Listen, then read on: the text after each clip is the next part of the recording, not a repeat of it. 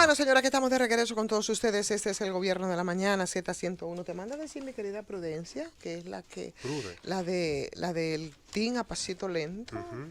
que queda un chorrito todavía en el Salto del Limón. Te manda una foto, míralo aquí, que es reciente, en efecto, y que es un chorrito muy tímido, eso sí, que va camino a la catástrofe que tú anuncias, pero que todavía es. Tengo una foto y un video donde no está cayendo nada. No, no, no, eso es reciente. Pero Es muy tímido, pero de es todas que maneras es válido yo estoy hablando el llamado de atención. de una foto y un video del pasado fin de semana. Sí, te estamos, Es bueno. posible que cuando fueron, en ese momento, estaba cayendo ese chorrito que es Que ya no casi está nada, cayendo. que no está cayendo. Bueno, pues así están las cosas. Y eso no, pero ni qué dudar si eso es lo que está pasando aquí con todo esto. Ahora Y a nadie le importa. la pena es que un salto como era ese se convierta en un chorrito que no se ve. Así es. Pero así está Jimenoa también. Agradecer entonces, señores, Felicitamos. a Marcos Rodríguez que nos manda aquí su novela, Un mediocre exitoso en un país de estúpidos, diablo. Un título que eso no tiene Ese nombre. título. Habla de la insólita historia de un país donde la realidad supera los límites de la imaginación. Y entonces, precisamente para hablar de la realidad Estoy loco y por ver leerlo cómo ya. nosotros podemos analizarla y a ver si puede trascender nuestra imaginación. Porque ¿qué tenemos nosotros ahora en nuestro país? ¿Cuál es el escenario político, social que nosotros tenemos en este país? Es que traspasa la imaginación y puede ocurrir cualquier cosa. Un país con muchas precariedades, con todo irresuelto, con nada garantizado. Un país que dicen que es democrático, un país que parece, y es algo que yo siempre utilizo, que parece que nos pasamos el tiempo recorriendo la galería de los examores, me quiere, no me quiere, el más malo, el menos malo, en fin. Como si de repente no fuera casi dialéctico que hay una etapa, una época, como que se termina y tienen que producirse esos cambios necesarios en la política. Muchas cosas que no entendemos y por eso hoy nos hacemos acompañar de Fernando Peña, politólogo, docente, dirige el Observatorio de Políticas Públicas de la Universidad Autónoma de Santo Domingo, activista social. Qué bueno que estás con nosotros, Fernando. Y además, papá de Camila. Además. Buenos días. Es una categoría especial. A mí me hace muy bien encontrarle por la mañana, sobre todo para pensar un país que a veces uno cuando piensa en él se recuerda de dos grandes personajes de la vida dominicana, que son Pedro Mir y un poeta menos mencionado, pero no menos contundente y productivo, que hacía una pregunta como título de uno de sus grandes poemas: si alguien quiere saber cuál es mi patria. Y Pedro Mira hablaba de hay un país en el mundo, ¿no? Este pequeño país, 48.000 kilómetros cuadrados, media isla, poco más de media isla, y una población creciente en todo, en producir riqueza, pero en pobreza, en números. Vive una realidad institucional que todo el mundo hoy admite y asume como compleja. ¿Cómo es eso de producir riqueza pero en pobreza, Fernando? Sí, porque los números crecen y de verdad la cantidad de cosas que aquí circulan en el marco de nuestra economía aumenta, pero de manera efectiva las condiciones de vida de la gente no mejora, sino que empeora. Naturalmente, hay otras cosas que acontecen que te esconden esa realidad, ¿no? Que te hablan de un país con una economía que es capaz de competir hasta con economía de países del primer mundo, pero en número. Cuando tú ves la realidad, lo que encuentras en la calle, lo que encuentras en el campo, lo que encuentras en la vida ciudadana y la cotidianidad del hogar es exactamente lo contrario. Porque aquí se ha tenido la capacidad, y eso ha sido la magia del PLD particularmente, desde su inicio, desde Leonel Fernández, de convertir la mentira en verdad y de hacer que la República Dominicana sea dos cosas al mismo tiempo: una República Dominicana efectiva y real, y una República Dominicana de ficción. Por eso es que telegénica. entonces, eso que es una incongruencia Telegénica. en un país que avanza y que esos organismos financieros internacionales dicen que nosotros estamos, que va a crecer, si va a crecer 2,6, nosotros estaremos 18, no sé cuánto, por encima de todo el mundo. mientras la verdad es que nosotros hemos superado las deudas que acumuladas durante toda la vida republicana al doble justamente en el tiempo que lleva el presidente Medina gobernando. Así es, pero más que eso, además eso se esconde mucho, porque tenemos organismos e instituciones como el Banco Central que no son capaces de hablar la realidad. Porque tenemos organismos ministeriales del país que te esconden la misma o que te retuercen los acontecimientos efectivos. Así como tú lo dices, así como todo el mundo lo sabe. Cuando usted va a tocar nada más el tema de la deuda externa de este país, usted se da cuenta que efectivamente aquí no solo se ha hablado cantidad de mentiras, sino que al mismo tiempo cuando las cosas se sacudan y efectivamente la gente comprenda lo que pasa, veremos que la economía no tiene el carácter y las condiciones que tienen. Este es un país donde la deuda probablemente el gobierno la sitúa a la mitad de lo que efectivamente es. Mira, cuando aquí se habla de la deuda, todo el mundo piensa en lo que cogemos fuera del país, lo que se toma prestado fuera del país. Claro. Pero ocurre que la deuda solo no es eso. Claro. La deuda pública es otra cosa.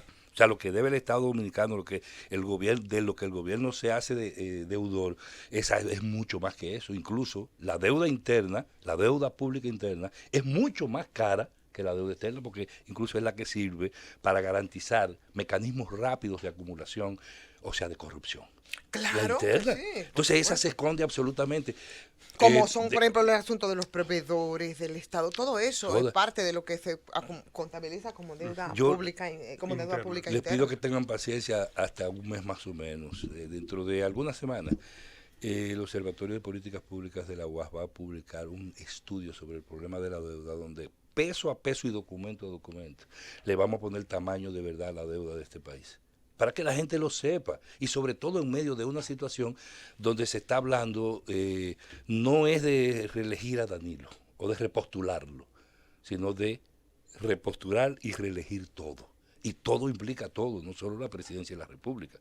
Es incluso por lo que se ve cómo caminan las cuestiones políticas y los acuerdos internos, las tratativas al interior de las organizaciones, de algunas organizaciones, supone la reelección de todo, precisamente para evitar cuadros de división, para facilitar las lógicas y las estrategias de continuidad.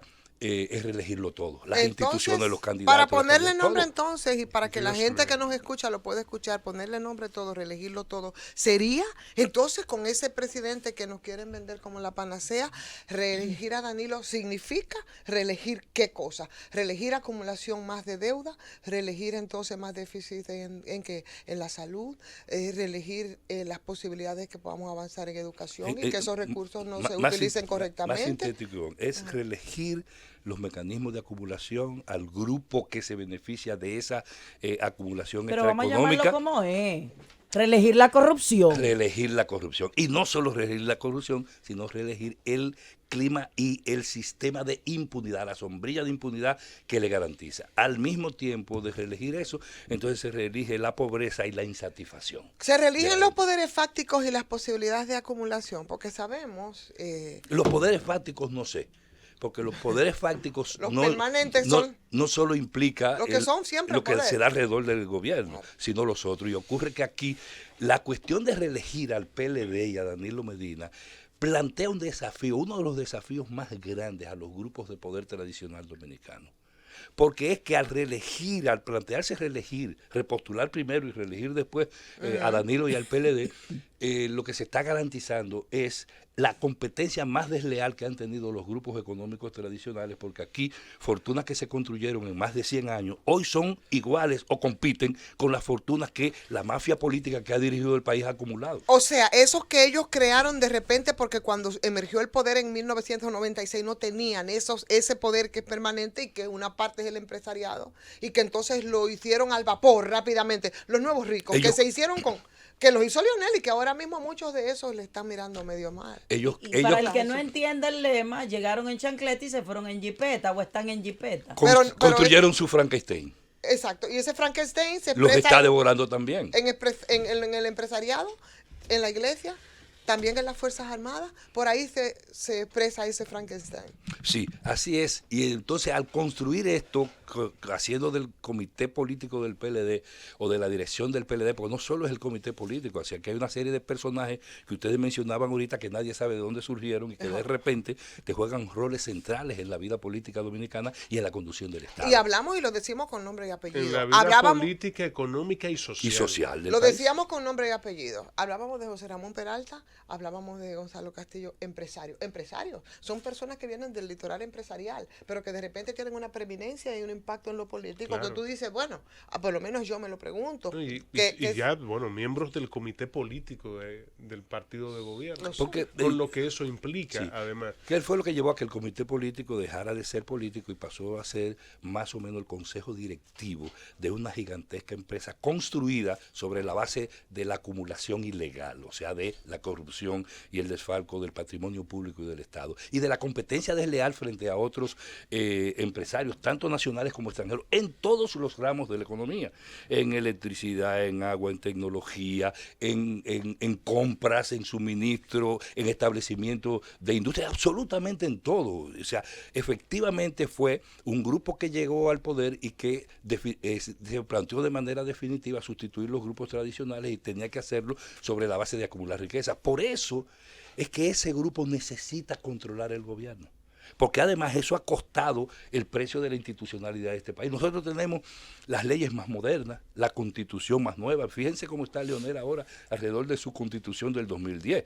Esa que él dijo que fue hija de la consulta, pero que él manipuló para que efectivamente cosas como, por ejemplo, la revocación del mandato que fue aprobada en la consulta no estuviera. Él se las agenció para hacer una constitución a su medida y está defendiendo su constitución ahora. Donde además blindaba el poder del Estado que tenía que ver con la justicia. Exactamente, y ahí garantizaba además el control absoluto de las nuevas instituciones y de las nuevas figuras jurídico-políticas de la institucionalidad dominicana. ¿Sabe, Fernando? Yo tengo en lo personal una gran preocupación y ocupación con el tema político en la República Dominicana. Es el siguiente. Me veo y pienso en los años, de conciencia, de buscar la posibilidad de que la República Dominicana, en sentido general, piense un poco más allá del inmediatismo. Y siento, por ejemplo, que no lo he logrado. Estoy hablando de Jesús como comunicador y como ente. Y me han pasado los años. Veo el panorama político y no veo alternativas reales porque ha llegado el PRD y el PRD ha apañado a sus delincuentes favoritos del partido de gobierno anterior o se han hecho acuerdos con el partido anterior. Los mismos señores del PLD han cambiado de presidente, han cambiado de figuras políticas, pero no conocemos a nadie que realmente haya dicho, bueno, esta gente han delinquido, estas son las pruebas que están ahí, que todo el mundo lo sabe, y donde además hemos tenido grandes ladrones, que son grandes señores, que han sido llevados a la justicia y lo han declarado no culpables. Por una razón elemental, porque lo que se ha producido en esta institucionalidad, sobre todo a partir del 2010, cuando el propio Leonel Fernández incluso hablaba de diseñar el país a 40 años, él hablaba de 40 años, de gobierno PLDista. Y no lo dijo aquí, lo dijo fuera del país, lo dijo en los Estados Unidos, donde probablemente algunos de ellos no podrán entrar en algún tiempo si las cosas de Odebrecht siguen como van. Que de hecho hay algunos de ellos que solamente tienen visa institucional, que con visas personales no pueden estar. Así es, porque los Estados Unidos se manejan con determinados rigores, no importa lo que ello signifique, y los cumplen, ¿no? Cuando eso ocurrió, parecía ser que el país entraba a una nueva época política y mucha gente se llenó de esperanza y creyó en eso. Eran muchachos jóvenes, para decirlo de alguna manera. Sin embargo, cuando uno pasa el balance, uno se da cuenta que no fue eso. Que un núcleo de clase media se asentó en un partido, llegó en chancleta y en bicicleta, efectivamente, como decía Raiza, y terminó entendiendo que para poder continuar al frente del gobierno tenía que, Josefina, sí, tenía que garantizar, tenía que lograr tener poder también. Y se dedicó a concentrar poder. ¿Qué pasó? Que en ese camino se dividió en dos. porque ellos sí incumplieron, se metieron trampas, se metieron el pie. Entre ellos mismos. Entre ellos mismos, Danilo a Leonel, Leonel a Danilo, o Leonel a Danilo, Danilo a Leonel, y de ahí para acá todo el mundo cuenta la historia, todo el mundo recuerda cuando Danilo Medina se fue del palacio, que era el segundo hombre del país. Diciendo y que el Estado... Y se atrincheró en el partido y empezó un proceso, se le religió incluso Leonel. Un armador desde entonces al que se le atribuye el ser el real come solo, pero lo importante y lo interesante es ver qué cosas entonces, qué es lo que se plantea, cuáles son los distintos escenarios. Vamos a seguir transitando con todo eso Yo después estoy preocupado. Después por de una razón 20 muy años, simple. como si nada pasó. Vamos a ver qué va a pasar, pero vámonos a ir a la pausa. Ahí vamos a externar entonces cuáles son los escenarios, Jesús, y también cuál es la preocupación que tú tienes. Venimos de una vez con Fernando Peña. Es el gobierno. Ahora son las 6:34 minutos. Este es el Gobierno de la Mañana. Con Fernando Peña conversamos en el día de hoy y dejábamos los escenarios posibles después de todo lo narrado y el recorrido que hacemos por un lado. Y por supuesto, una preocupación también que planteaba Jesús Nova al momento de irnos a la pausa. Sí, es la siguiente, y muy brevemente. Fernando, yo en lo personal, como ciudadano, como dominicano, como persona que he tenido una historia en el movimiento de izquierda primero, después con una visión un poco más amplia, pero siempre con una visión de progreso. Me siento fracasado en lo que he tenido, en lo que he trillado, por lo que he visto cómo ha accionado la mayoría del pueblo dominicano. Y mi preocupación mayor es que en medio de todo este desorden, un guardia asuma el poder. No, Jesús, no tengas esa aprehensión. Y yo que te conozco, podría decirse que desde muchacho. Así es. Debo decirte que nunca abandones la sensación de cambio, la voluntad de modificación de esta porquería de vida que nos han impuesto, y especialmente nunca dejes la esperanza de que se puede y que va a ser distinto, por una razón elemental. Hace muchos años en este país no se veía la vuelta del pueblo dominicano a la actividad política, más allá de lo que le ofrecen los grupos clientelares y corruptos que lo han dirigido. Fíjate en lo siguiente. No es cierto que la República Dominicana ha reaccionado contra algo que no se esperaba. Cuando todas las encuestas dijeron que aquí el 90 y pico % de la población no se interesaba por el tema de la corrupción, de repente en un mes eso pasó a ser distinto. Y no solo eso, sino que cuando lo hizo con otro tema y le puso el nombre de verdad y le puso impunidad. Y cuando tú hablas de la impunidad, habla del cuestionamiento no solo del sistema político institucional, sino del poder que genera ese tipo de porquería. Entonces, este pueblo ha reaccionado y es un pueblo inteligente. Mira, la República Dominicana y su pueblo han hecho del 1960 a hoy lo que en América Latina se hizo de 50 años atrás hasta el presente. Lo que ocurre es que aquí nos han querido vender cosas que no son para seguir manipulando la cosa. ¿Ha funcionado este país sin oposición política efectiva durante los últimos 4 años? Sí. ¿Ha reaccionado este país a todo lo que ha sido la política oficial del gobierno? Sí. Han fracasado todas las políticas fundamentales que vendió el PLD y particularmente el gobierno de Danilo Medina, todas, incluyendo la bendita visita sorpresa. Dime, ¿dónde está el programa de alfabetización? ¿Qué pasó con eso? ¿A dónde paró? ¿Dónde quedó eso? Para ponerte la principal conquista de este gobierno es de que la educación y lo que vende la revolución educativa. Pero ni la lectoescritura se cumplió. No, absolutamente nada. Eso fracasó. Y por eso nosotros somos vanguardia en los peores estándares internacionales. Entonces, frente a esa realidad, aquí se produjo una reacción que no fue del aparato político y del sistema político, de un partidismo en crisis. No solo por el gobierno. Aquí nos vendieron que la realidad era PLD. Aquí el PLD es oposición y gobierno al mismo tiempo. Así Y te lo es. simulan y te lo venden así. Ahora, en la realidad, en la calle, eso no es así. Y eso es lo que preocupa hoy. Eso es lo que preocupaba en Nodo Global, aquel órgano de inteligencia política que les recomendaba al gobierno no asusar a Marcha Verde, no reprimir más de la cuenta y tener cuidado porque el riesgo político había aumentado tanto que nosotros teníamos una crisis de gobernabilidad a la puerta. Cuando tú analizas hoy lo que pasa, y ahí voy al tema de los escenarios, Ivonne, el tema de los escenarios, te digo, mira, aquí lo voy a afirmar así, incluso tal vez eso sirve para discutir. No hay forma de detener la decisión del gobierno de imponer una reforma en el formato constitucional. Eso no se puede parar. Porque si eso se para, usted está diciendo que Danilo Medina no va a ser candidato a la reelección.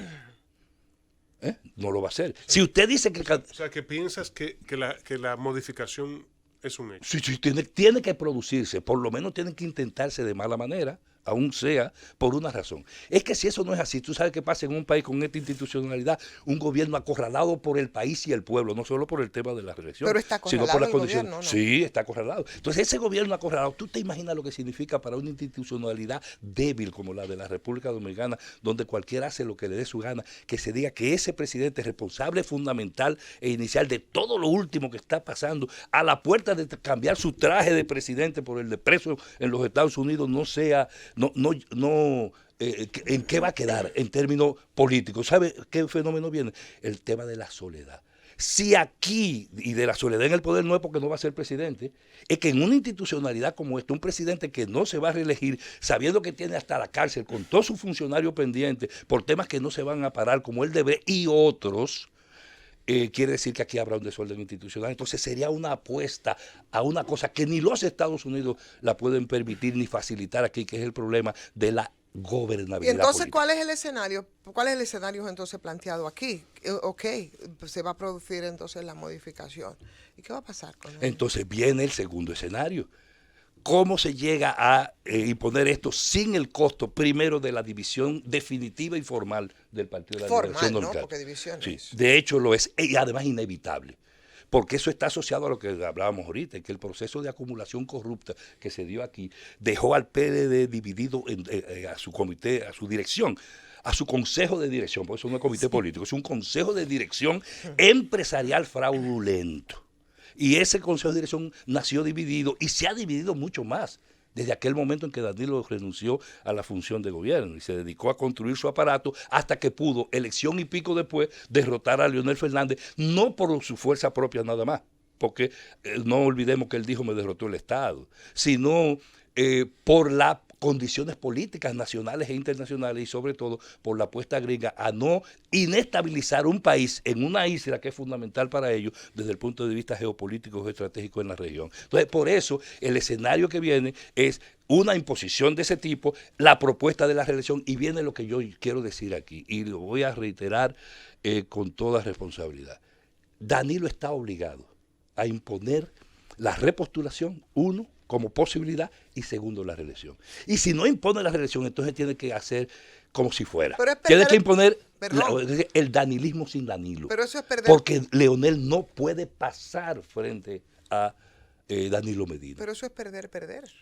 No, eso El es... escenario es perder. no, el escenario es Políticamente. pelear por garantizar la impunidad.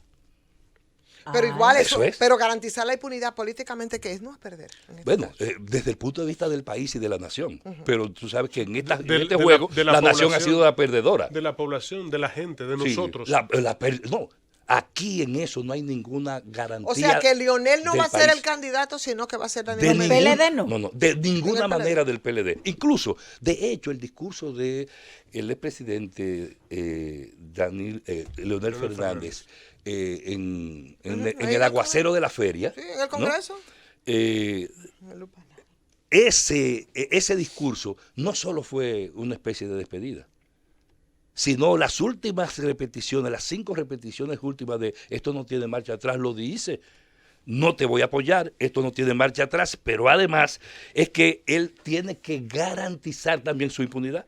¿Qué es lo que ocurre? Frente al poder imperial, frente al poder de los Estados Unidos y frente a la crisis de esta institucionalidad, ellos los dos son adorno y espuela uno del otro.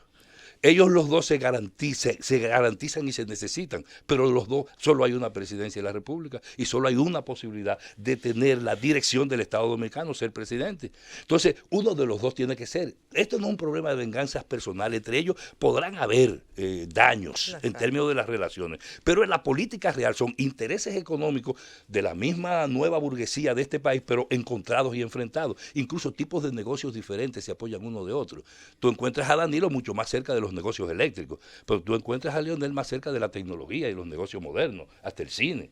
O sea, cuando tú lo vas a buscar de la fortuna que han construido los dos, eso se ha construido sobre la base de haber usado al Estado Dominicano para construir un cuerpo que compita, como yo decía Como ahorita. trampolín. O sea Eso. que la desgracia que nosotros seguimos profundizando con el tema eléctrico tiene que ver con un asunto puramente de negocio del propio presidente de la Absolutamente. República Tú recuerdas que anda por esos Tú litorales. recuerdas que en el pacto eléctrico nosotros dijimos que el control de la dirección del PLD salió de Odebrecht. Y- Incluso se habló de una denuncia de $50 millones en Y ese eso periodo. probablemente entonces fue el primer nudo que no permitió que se firmara ese pacto, que ese pacto pudiera aterrizar, que fue una de las tres propuestas. En, de en Danilo estos Ortiz. mismos micrófonos dijo Jiménez Vichara que el pacto era para blindar a Punta Catalina.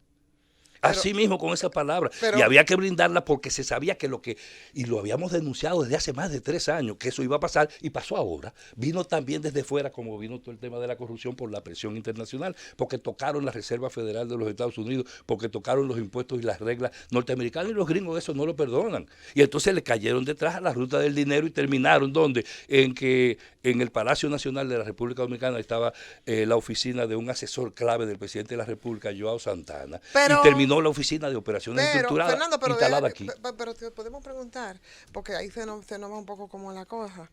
Obviamente entonces que vino desde Estados Unidos con todo el tema de Punta Catalina Vino y desde que fuera. se intentó blindar y demás, y una vez al descubierto, porque no pudieron blindarlo a través del pacto eléctrico, ¿verdad? Que era por donde Así es. pretendían hacerlo, entonces deja muy al descubierto también a Danilo Medina, porque esa es su gran obra. Así es. Entonces, ¿en qué posición queda él respecto también de los Estados Unidos al margen de cómo pueda o no imponer la reelección? O sea, es algo ahí que me queda un poco en el aire. ¿O es que, como tú te gusta mucho decir, también Danilo en este caso es un preso de confianza de Estados Unidos? No un preso de confianza. Mira, los Estados Unidos son gente muy práctica. Incluso del pragmatismo norteamericano se habla hasta en la literatura, ¿no? Y la teoría rusa y el pragmatismo norteamericano, ¿te acuerdas, Jesús? Perfectamente. La lectura de izquierda la Claro. anterior. Cuando uno ve los Estados Unidos, dice, ¿esos son capaces de hacer lo que hicieron en Colombia? Uribe tiene la ficha número 67 de la DEA. Y antes de ser presidente. Y tiene lo- su presidente sí, y lo hicieron también. presidente. Y no no, y solo tiene si el lo- suyo lo- ahora. Era un y mal ahora necesario. tiene el suyo. Sí. Óigame, la ficha, usted entra al internet, por las vías de internet y lo consigue en alguna web norteamericana, etcétera. Sí, del Departamento de Estado. Ese fue presidente. Entonces ahora, en la República Dominicana, Leonel fue manejado a fuerza de Quirino. Y ustedes saben, si así fue, y ustedes saben que Danilo Medina, el propio gobierno del PLD, asusó y utilizó el tema de Quirino frente a Leonel. Ahora, el tema de Odebrecht nadie se lo quita a Danilo. Entonces, ellos los dos son dos prisioneros norteamericanos. Ahora, dos prisioneros efectivos, no solo desde el punto de vista político, sino probablemente desde el punto de vista legal. Y para eso para evitar eso, necesitan un clima de impunidad que pasa por tener la presidencia de la República. Pero además de Danilo, Leonel Danilo, la repostulación, Odebrecht y cuantas cosas más, hay un país que languidece frente a la falta de respuesta. Vamos a ver esa partecita final, Fernando, cuando regresemos de la pausa necesaria ahora. Llévanos, Kundu. Es el gobierno. Bueno, pues aquí estamos de regreso y estamos conversando con Fernando Peña, un poco entender algunas situaciones, ¿verdad? Y un poco la coyuntura desde, por supuesto, de tu lectura.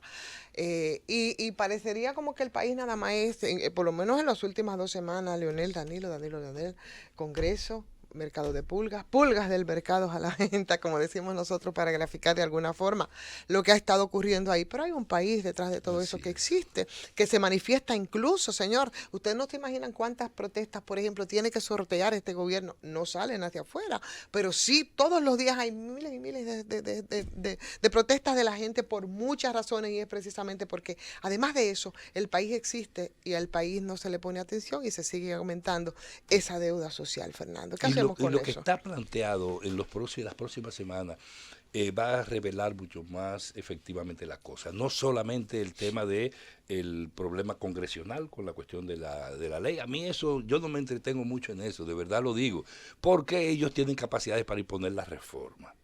La llamada reforma, que es contrarreforma.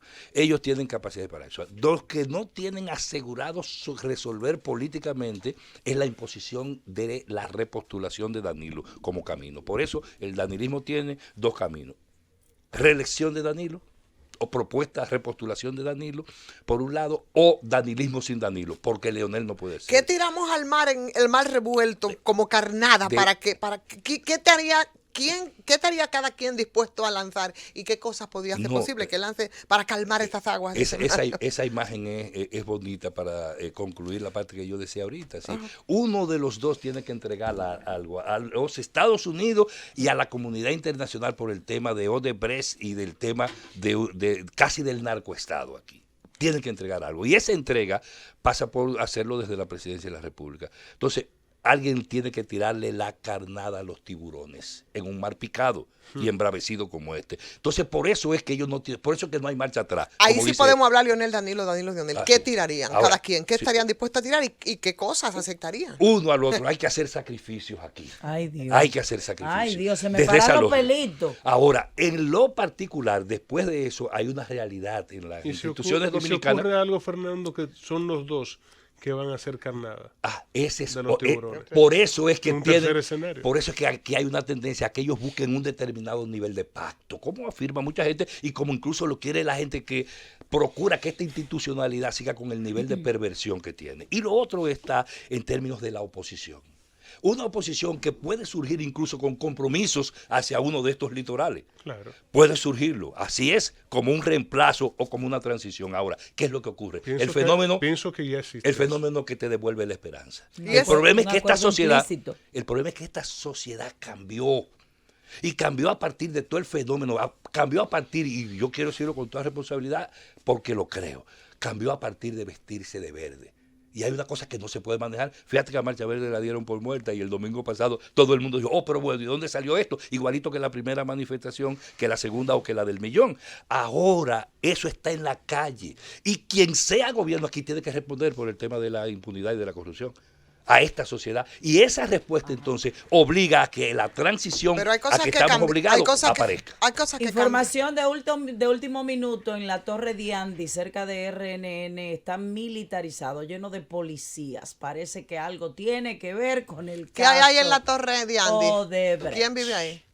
¿Quién vive? ¿Quién más o menos está por ahí?